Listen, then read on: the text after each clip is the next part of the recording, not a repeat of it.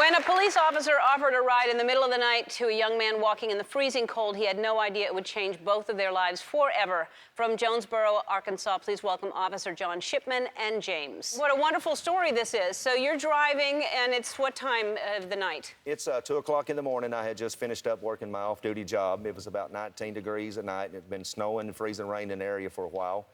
I noticed James walking on the shoulder of the road, and 2 o'clock in the morning just didn't seem to be right to be walking, so I pulled over and offered him a ride.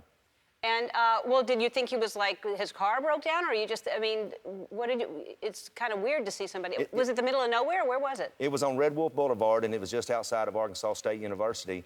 And walking right there is a little bit unusual. It's a business district, but it's 2 o'clock in the morning, and most businesses are closed. Right. So once James accepted a ride with me, I then asked him, you know, where he was coming from, and that's when I learned that he was actually coming from his work, which was at McDonald's. Right. So it's 2 in the morning. You had just finished your shift at McDonald's. Yes. And is this a common occurrence? You walk home every night? Yes, every night that I work, I usually You walk to home. and from work? Yes. And how far is work? It's 4 miles, about 50 minutes to an hour away. Okay, well, you're in good shape. Walking. Yeah, so you're walking, and it's freezing cold, and you do that every night at 2 in the morning.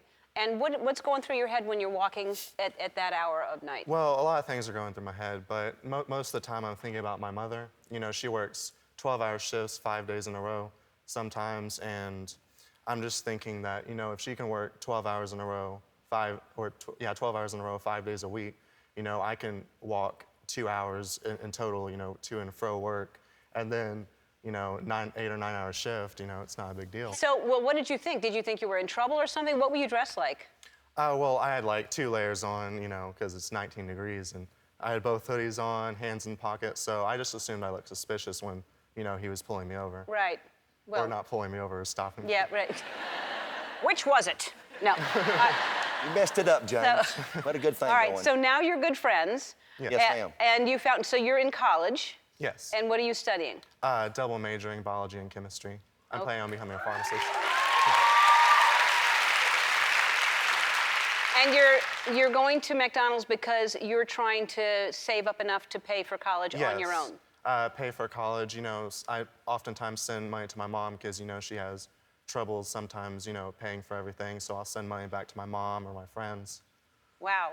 So then, John, you posted this on Facebook and asked the community to help out. And what happened? I did. I posted on Facebook that night because after I had learned all these things from James, that he didn't have a vehicle, that he was walking, going to college, carrying a 4.0, and all the things that he was doing, I just thought, you know, there's something that we can do.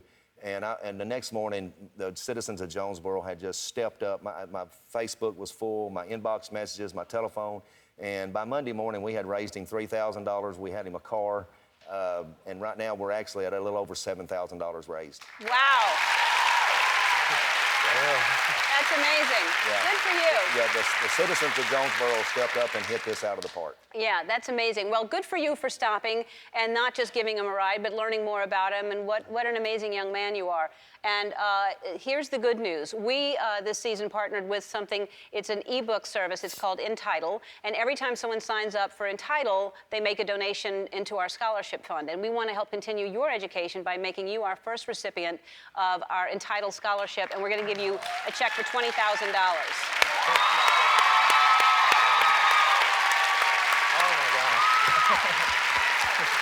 First of all, I think this is going to last, this friendship, right? Yes. Yes, ma'am. You're going to stay in each other's lives. I've got my eye on him. Yep. Yes. I know you said you raised 3 other sons, right? Yeah, so I can handle him too. Yep. Good. So you're a police officer during the day. Yes. At night, you're a security guard. Yes. So you're trying to make ends meet because, Yes. Okay, well, we want to help you as well. Our friends at Shutterfly have made it possible for us to help hundreds of people over the past 3 years, and they want to help you by giving you a check for $10,000.